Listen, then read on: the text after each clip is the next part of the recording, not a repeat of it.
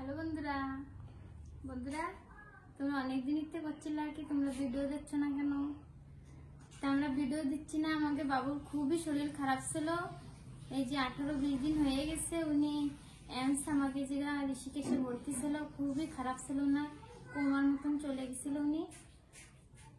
মতলব উনি কিছু শুনতেও পাচ্ছিল না, আমাকে কথা কিছু করতে পারছিল না, উনি খুবই কষ্ট পাচ্ছিল, খুবই করতে পারতেছি না বন্ধুরা। আমরা খুবই কষ্ট পাইছে এই কয়দিন।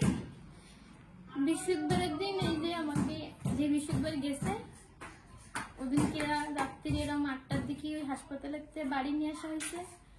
নিয়ে আসার পরে 5-10 মিনিটে উনি ছিল। তারপরে আমরা জল ঠল দিচ্ছি ওনার গালে, কানে নাম ঠাম দিয়েছি, দেবার 5-10 মিনিট পরে উনি চলে গেছে। আমাকে ছেড়ে উনি চলে গেছে, আর আসবে না তোমাকে কাকু, সেজন্য আমরা তোমাকে ভিডিও দিতে পারতেছি না। তোমরা ই করো কি কাকু যেন ভালো কামনা করো কি ওনার আত্মারে শান্তি মিলুক, উনি জেনেবি থাকুক, উনি ভালো থাকুক। আর করতে পারতেছি না আমরা।